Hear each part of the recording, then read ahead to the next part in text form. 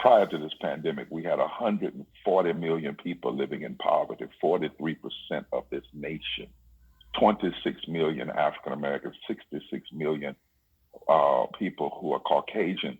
But the 26 million African Americans represented over 61% or 61% of all African Americans.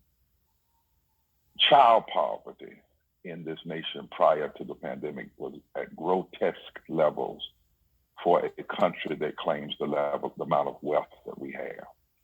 We had 30-some million people without health care, 80-some million people who are underinsured, 62 million people working every day without a living wage, many of them without sick care, without unemployment.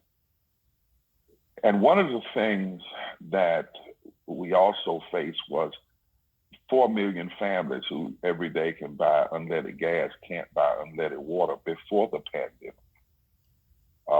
Gross amounts of people who could not find shelter. They have to work at least no county in this country, a person could work a minimum wage job and afford a basic 2-bedroom apartment before the biological pandemic. And we've been talking to some scholars, some public health advocates. My daughter's a PhD in public health from Harvard. Actually, we've been working with Mary Bassett, who's at Harvard, a public health specialist, and Sister Ford, Dr. Ford from UCLA. And Katrina, they said to us something right off the bat that has not been really discussed in this nation.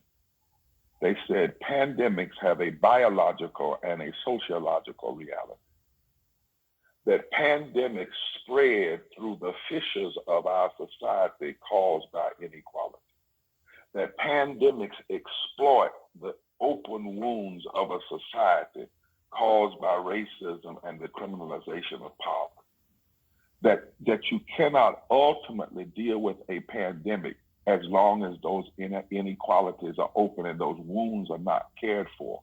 That the wounds will extend the life and the reach and the depth of the pandemic. That you might even be able to flatten the line, but a flat line does not mean the poorest among you will still not be suffering. And if the poorest among you are suffering, you will continue to have the pandemic alive and well for the rest of us in a society, because pandemics exploit those inequalities. And so what this pandemic has been for this nation in some ways is kind of like the dye that they put inside your body when you're going to get an x-ray. The dye makes you see more clearly what was already existing.